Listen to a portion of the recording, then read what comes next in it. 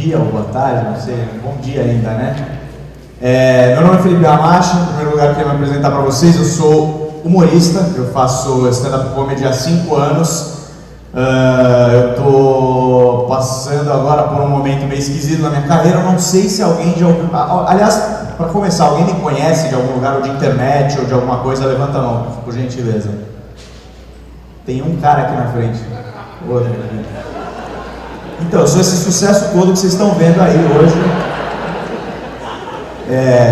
Não, mas vamos falar sério. Eu passei agora, um mês atrás mais ou menos, eu me envolvi numa polêmica, como todas vocês já viram, Rafinha Bastos se envolver, ou Danilo Gentili, sempre tem alguém envolvido nessa parada, né? Sempre tem alguém pra mídia, na verdade, pôr na fogueira, né? E a gente também é culpado, tudo bem. Mas o que aconteceu? Não sei se vocês sabem, eu sou um dos fundadores de um projeto que chama Proibidão do Stand-Up.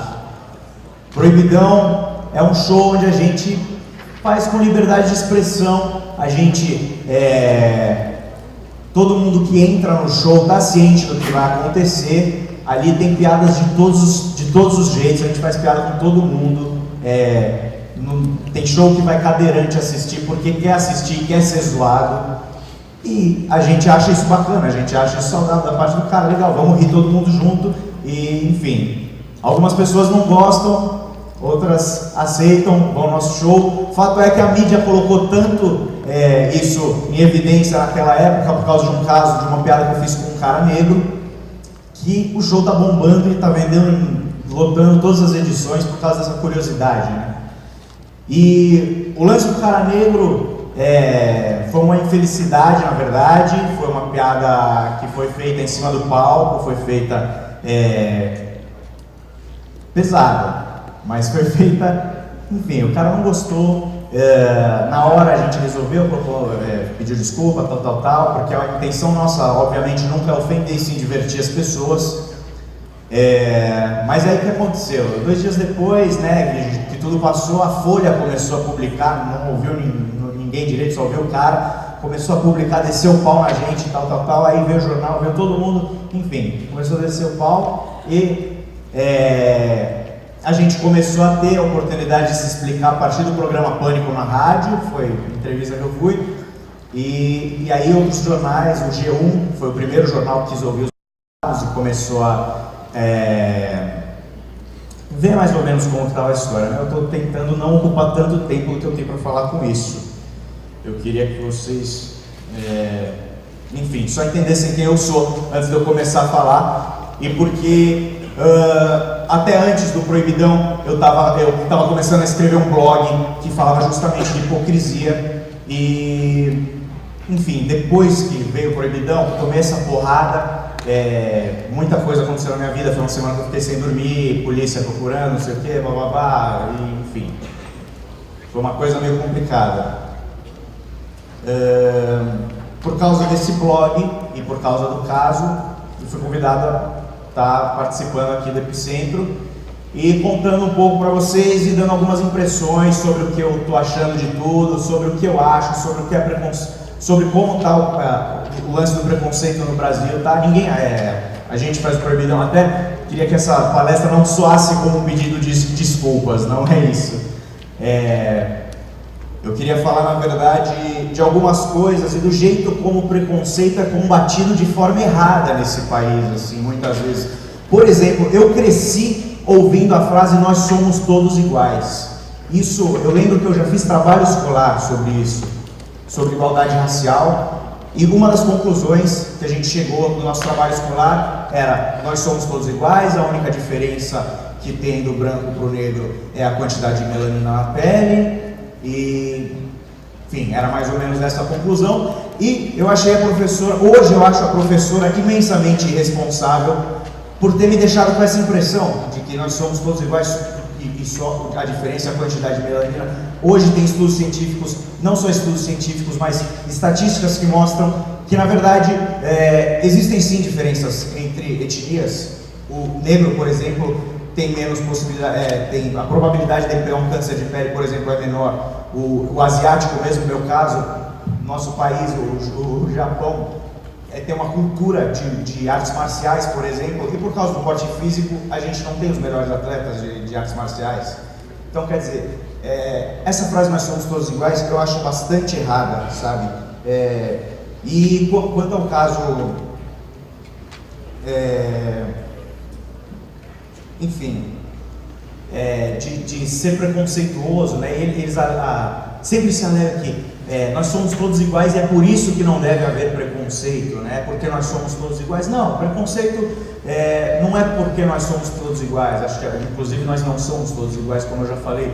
Eu acho que o preconceito não deve existir simplesmente porque é uma coisa idiota. A palavra preconceito tem tudo a ver com tirar conclusões precipitadas. Isso é simplesmente uma coisa idiota de se fazer. A gente não julga as pessoas pela cor ou por qualquer aparência física. Para mim é isso, principalmente, porque não deve existir o preconceito.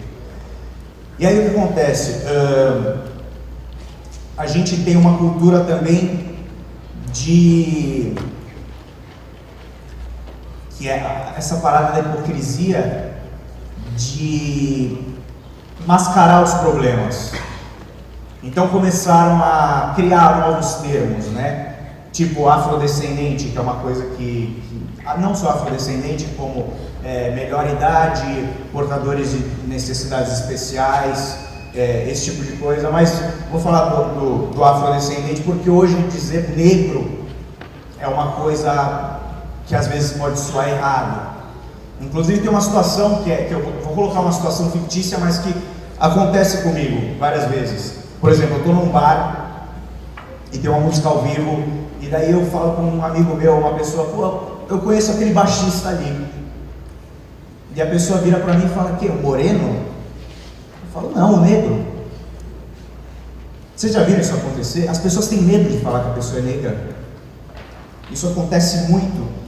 E existe isso, né? Porque ninguém sabe exatamente onde é o preconceito, onde começa, onde termina. Ninguém nunca deixou claro isso pra gente. Mas o principal não pode falar negro, não pode falar preto. Tem essa coisa da palavra em si. E se torna forte porque a gente para de falar essas palavras como se fosse uma coisa amarilla ao pé da letra, realmente não é. Lenny Bruce é um comediante americano que muito tempo atrás já mostrava isso. Eu quero mostrar um filme para vocês que é dos anos 70, o filme é em preto e branco, e mostra uma cena justamente do Lenny Bruce falando da força que a palavra ganha quando a gente reprime ela, quando a gente... Enfim, é um vídeo rapidinho, tem 1 minuto e meio, 2 minutos. Eu não conseguiria mostrar tão bem como ele. Na verdade, como o Dustin Hoffman que fez o filme. Está em inglês, aliás, antes da play. Está em inglês, depois eu explico para quem por acaso não entender, sei lá. Are there any niggers here tonight? Could you turn on the house lights, please, and could the waiters and waitresses just stop serving just for a second? Yeah, and turn off the spot. Now, what did he say? Are there any niggers here tonight? I know there's one nigger here because I see him back there working. Let's see, there's 2 niggers, and between those 2 niggers sits a kite. And there's another kite, that's 2 kites and 3 niggers. And there's a spigot, right? There's another spigot. Oh, there's a wok, there's a Pollock, and there's a couple of grease balls. And there's 3 lace curtain Irish mix, and there's 1 hip, thick, hunky, boogie. Boogie.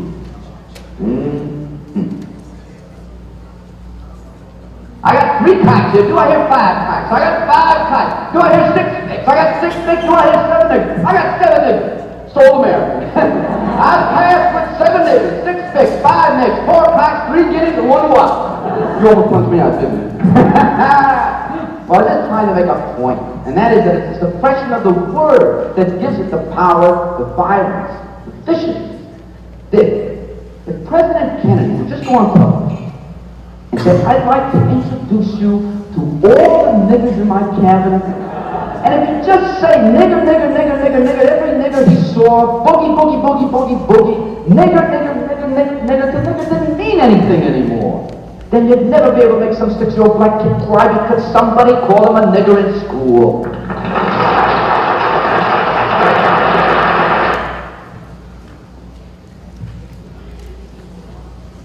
Oi. Para quem não entendeu, basicamente o que aconteceu foi o seguinte: ele, no meio de um show dele, perguntou, ele usa a palavra nigger, que na verdade aqui pra gente seria equivalente a preto, né, que seria um termo mais mais baixo, né, mais, digamos assim. E ele pergunta: tem algum preto aqui? Daí ele vai falando: eu sei que tem um preto ali, porque ele trabalha ali, tal. E daí ele começa a jogar para o outro lado. Tem judeu, sempre usando termos pejorativos, tá? Judeu, descendente de espanhol, descendente de italiano. E ele começa a falar: então tem 3 desse, 4 daquele, não sei o quê. E isso acaba tirando o peso do primeiro preto que ele falou, porque você jogou para todo mundo. E no final ele fala: porra, a supressão da palavra dá esse poder a ela. A violência com que a palavra entra nos nossos ouvidos vem dessa supressão. Como ele colocou, se o presidente Kennedy na época fala assim: eu gostaria de introduzir a vocês todos os pretos do meu gabinete, aqui do meu gabinete, enfim, tratasse isso com mais naturalidade, de repente usasse muito essa palavra, o nigger, enfim, se esse uso fosse mais comum, passaria a não ofender tanto. Aliás, e como ele colocou, seria impossível fazer uma criança de 6 anos chorar na escola porque chamou ela de preta, né? Isso é uma coisa importante que eu acho que o cara fez há muito tempo atrás e a gente ainda não aprendeu. Eu concordo com ele. Aliás, eu acho que tudo depende de contexto, né? Você pode usar a palavra preto para, inclusive, elogiar um cara, e usar a palavra afrodescendente para denegrir o cara. Se eu colocar aqui uma frase, eu gosto, por exemplo, muito do Anderson Silva, que hoje é tipo um dos maiores representantes do esporte no nosso país, o cara que é recordista do UFC e tudo mais. E se eu colocar a frase, eu posso usar palavras extremamente escrotas, desculpa colocar assim, para fazer um elogio para ele. Eu posso dizer: esse preto é um filho da puta de um gênio. Eu acho o Anderson Silva genial. Quando você vê um amigo seu saindo com uma mulher muito gostosa, você chama ele de filho da puta. Às vezes não é porque ele é filho da puta, você entende que às vezes você coloca num contexto. Agora, a imprensa, do jeito que vê as coisas, do jeito que gosta de fazer sensacionalismo, sempre acaba levando isso para outro lado. A imprensa sempre tira o que o humorista fala de contexto e coloca as palavras no jornal de um jeito que realmente fica pesado, né?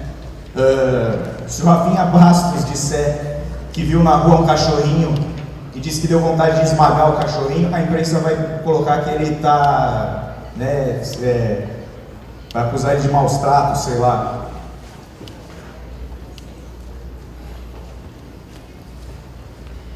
Quem viu a entrevista do Rafinha Bastos na Marília Gabriela, não sei se todo mundo viu, ou poucos viram, em um ponto ele falou uma coisa que eu entendi um pouco antes da entrevista dele, porque foi quando aconteceu o meu caso,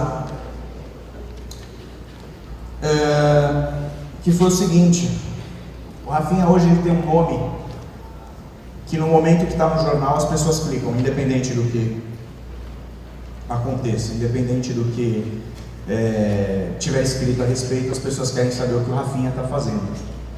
Ele se tornou ele se tornou esse cara polêmico, né? As pessoas querem. Então, a imprensa hoje, na verdade, eu vejo muito isso, principalmente na internet, né? São vendedores, né? Eles estão atrás de clique, ninguém mais quer informar.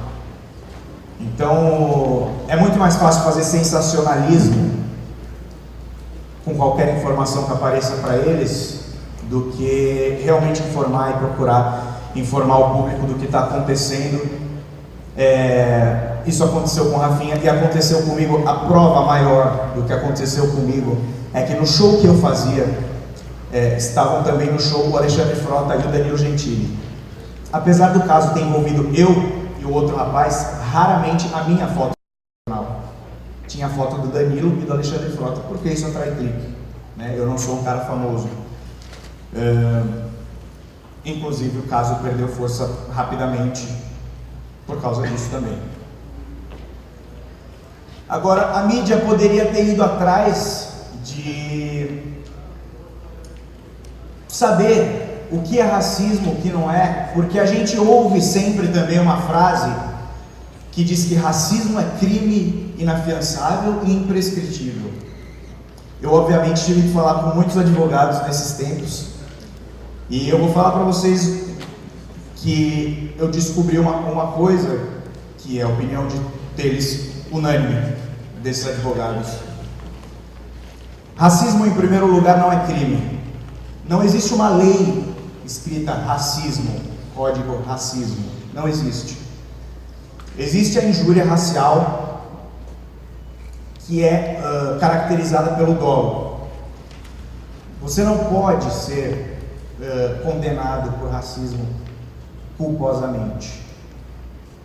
Então, a lei foi muito bem feita.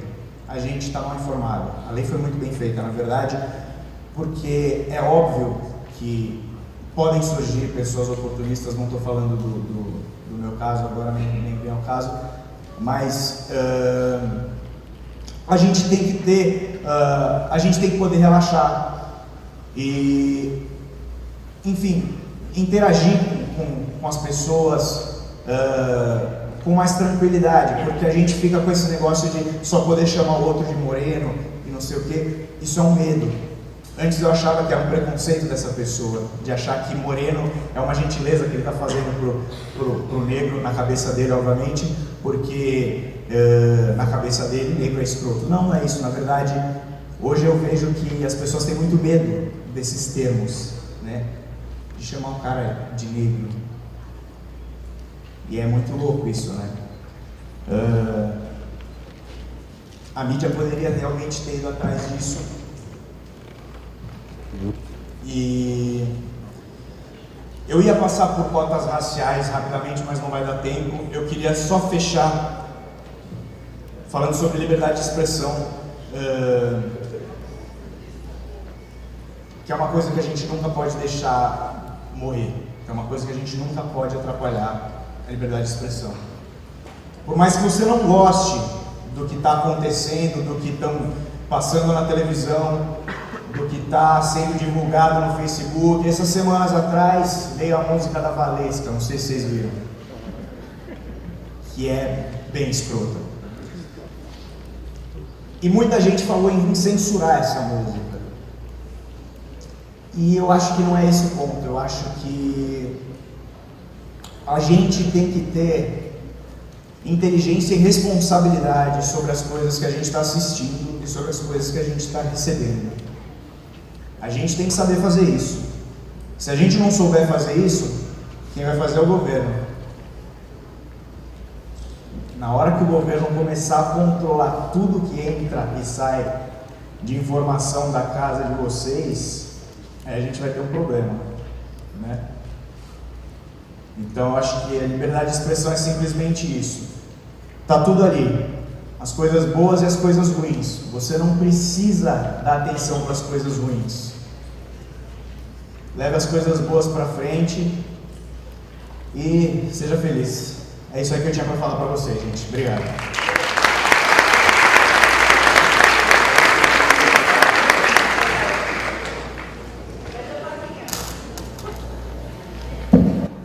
Mas alguém curtiu o Hamashi? Levanta a plaquinha aí. Quem achou um lixo, levanta a plaquinha aí. Ó, até que tá. Segura aí para filmar.